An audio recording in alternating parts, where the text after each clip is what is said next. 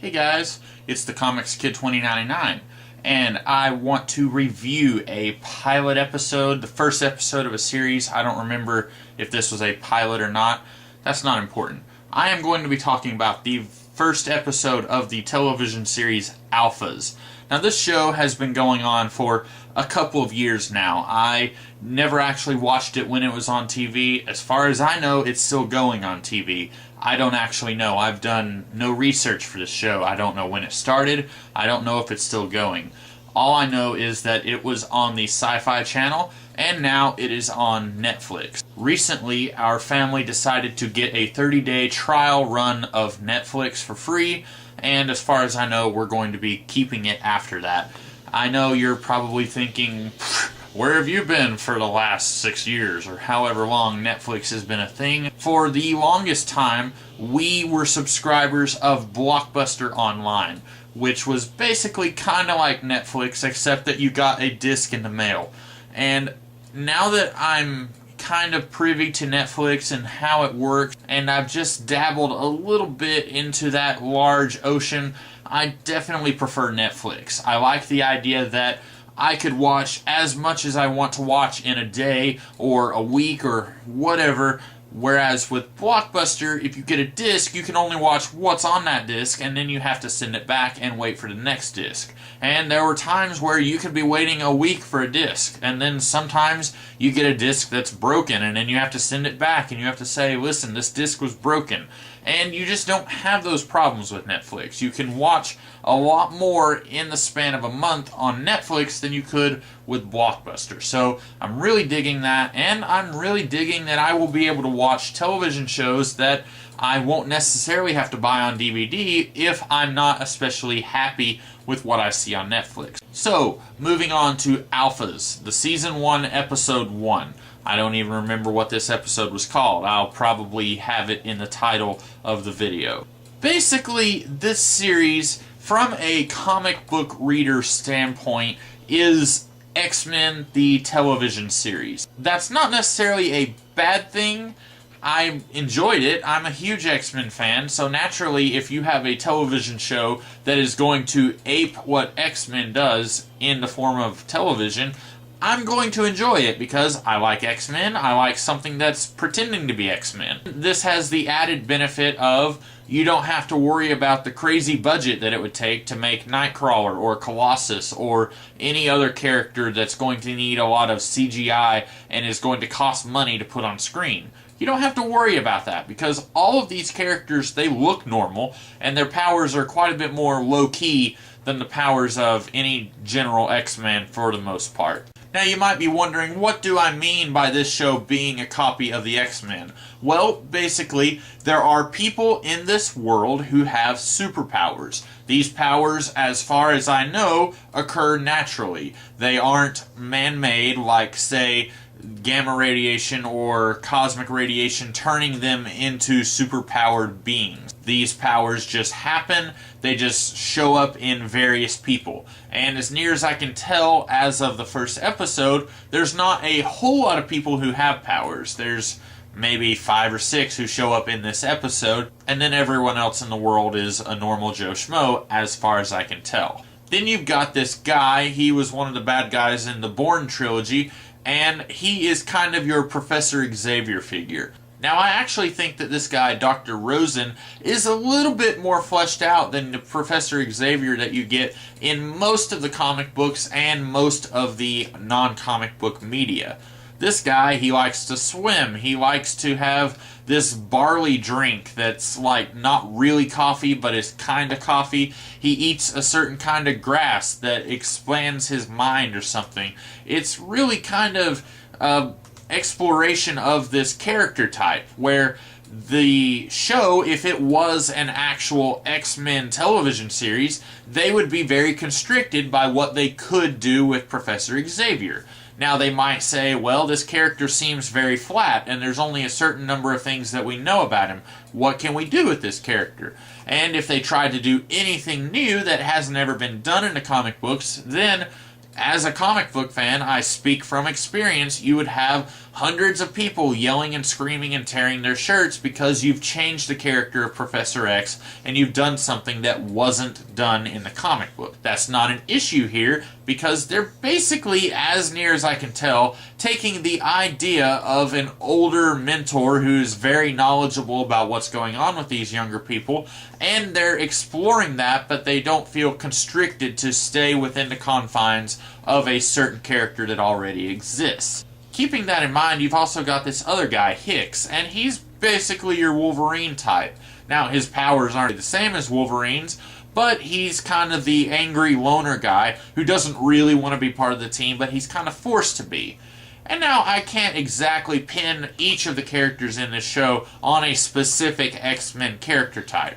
Bill, the kind of angry field leader guy with a lot of military training or FBI training, he's kind of sort of like Cyclops, but he's also kind of different. He's a lot more, I don't know, it's hard to explain. One character complains that he's very messy and rude, and that's not necessarily what you think of when you think of Cyclops, but as far as being the field leader, he's very uptight. He's kind of sort of the under Dr. Rosen leader of the group, I guess. That's basically Cyclops. Now, like I say, not every character completely lines up with a character from the X-Men franchise, and that's fine because, like I say, if you take this thing that, as near as I can tell, looks like it basically started off as an X-Men story, and then you get away from that and you try to turn it into an original property, it's okay that 3 or 4 of the characters aren't going to exactly look like they are X-Men with brand new names.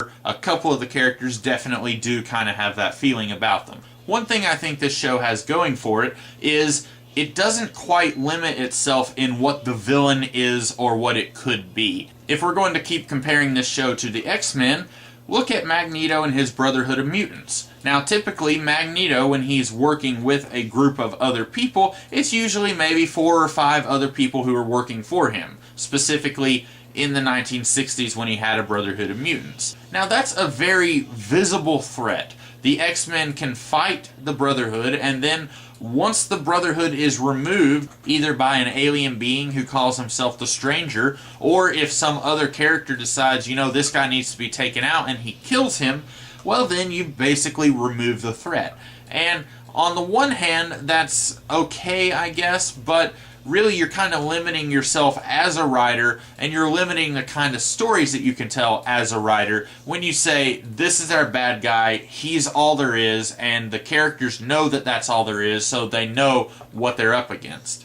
In the show Alphas, you've got this mysterious group called Red Flag, and it's basically just a network of evil alphas, and they specialize in human trafficking, drugs, all kinds of bad, evil things. And the great thing about this is, we don't know how large this group is, we don't know who's in charge. This series could indefinitely keep going just with the very vague notion of what Red Flag is. If the heroes of this show take out who they think the leader is, then this group could still keep going because someone else could rise to take its place.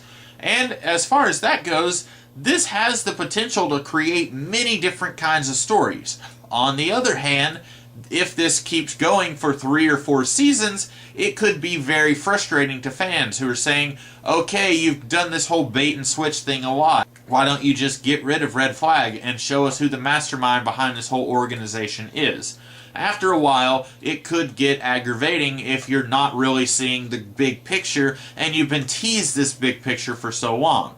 So, yeah, this show does kind of run that risk with this kind of villain for the series. One thing I wasn't very crazy about with this show was a couple of the characters. You got one guy, his name is Gary. Then you got a girl, I don't actually remember her name. I'm sorry. If you're a fan of this show, it's the girl who can enhance her senses.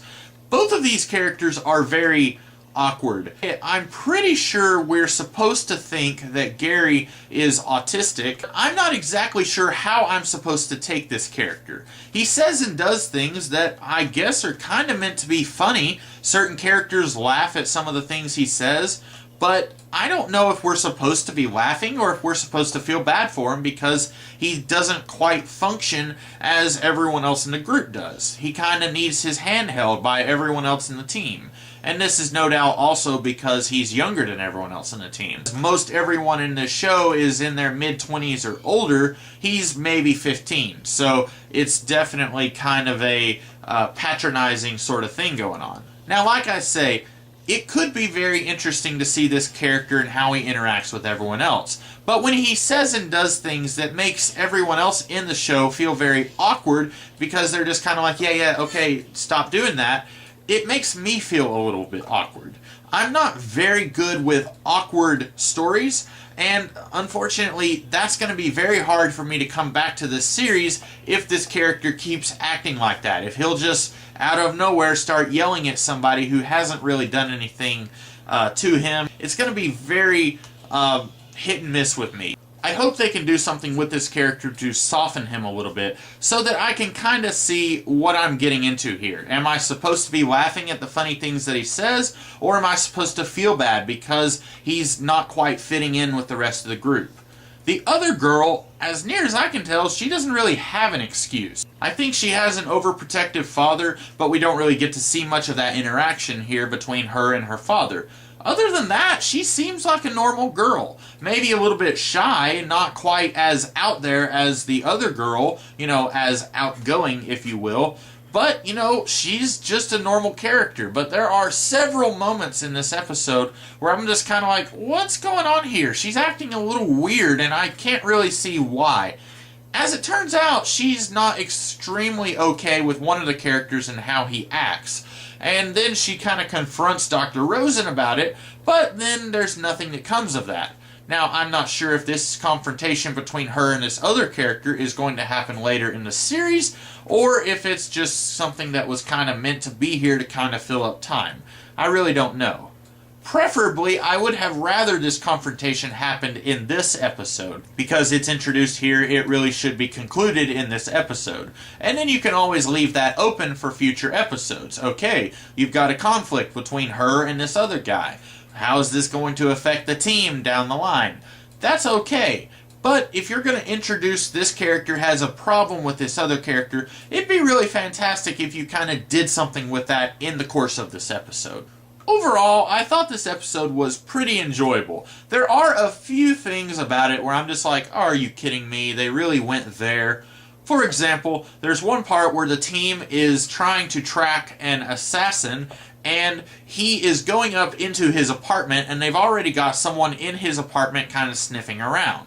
Now, one of the members of this team has the ability to convince somebody to do something just with her words. If you've read the Garth Ennis series Preacher, you've seen this before with the main character Jesse Custer. If you ever watched Heroes, there was a character in that show who has this same kind of power. This is nothing new. Okay? So this guy, this assassin, he's about to go up into his apartment. And then the main field leader, Bill, he's like, oh, well, I gotta stop him. I gotta go up there before he finds out that this other girl is in his apartment already. So he goes up there with a gun, and then there's this big fight. And it's kind of cool, I guess, because you get to see a little bit of special effects and choreography. The problem is, absolutely nothing in this scene makes any kind of sense. Remember, there is a girl on this team who can go up to you and say, fall asleep right now, and then you will fall asleep. Why on earth would Bill go up there with a gun when he could just say, hey, stop him from going into his apartment so that she doesn't get hurt or something? Kind of would have saved them a lot of trouble, kind of would have prevented them from having to run after this guy and go through a big long chase scene. And then eventually she just does exactly that anyway after a big fight and chase scene. Kind of seems a little counterintuitive. She could have just done that in the first place. Overall, I think the plot for this episode is pretty okay, although it was a little bit callable as far as I'm concerned. Near the end, there's this big reveal that something that we didn't realize was going on actually was going on, and the characters are finding this out about 10 minutes before the episode is over. Unfortunately, I saw this coming about 10 or 15 minutes earlier than that. I was kind of thinking, this isn't going the way they're saying it's going. I think it's going to go in this direction. And then it does go in that direction. So, overall, I think this is a pretty good episode. It's not fantastic. I do think there's a little bit that it could work with.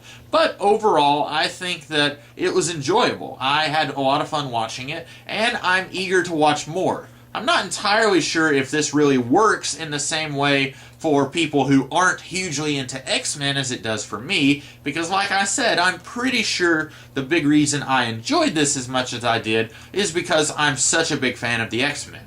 So, I'm curious what you guys thought. Do you watch this show? Is it still going on? I don't know. Tell me in the comments below. Or if you want to do a video response, I know this episode I'm reviewing is like 2 years old, so I'm a little late to the party, but hey, who cares? You want to do a video response to my review of this episode? Go right ahead. I would love to see what you have to say. In the meantime, I will see you guys tomorrow with another kind of video. I will talk to you then. Have a good day.